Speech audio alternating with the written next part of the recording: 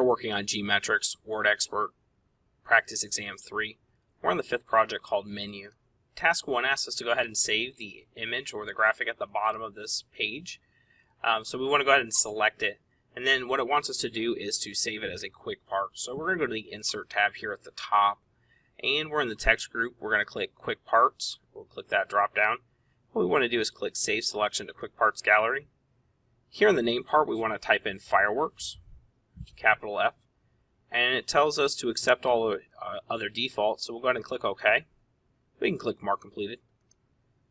Task 2 asks us to go ahead and create a new color set based upon the colors in this document. So what we want to do is go to the Design tab here at the top, and we'll click off of our image so that it'll give us all features. And what we want to do is click the Colors drop down here and click Customize Colors.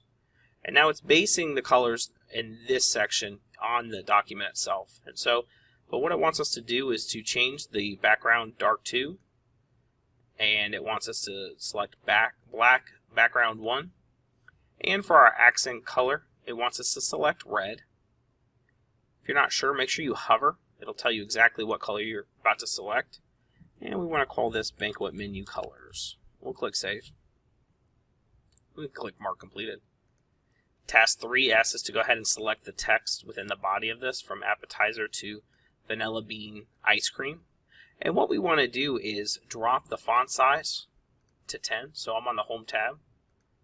And then what it wants us to do is to save this as a style set here. So we want to go to the Design tab here, and in this group we want to click the drop down and click Save as a new style. We'll need to go to our GMetrix folder. And you'll type in Banquet Menu Styles, click Save, and we can click Mark Completed. And then the last thing it wants us to do is to look up the word pancetta, and it's under seafood, so we'll go ahead and select that text.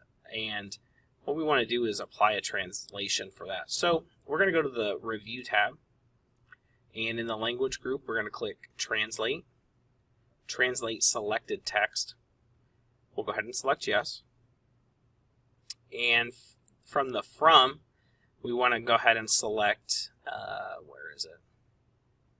Italian Italy to French France.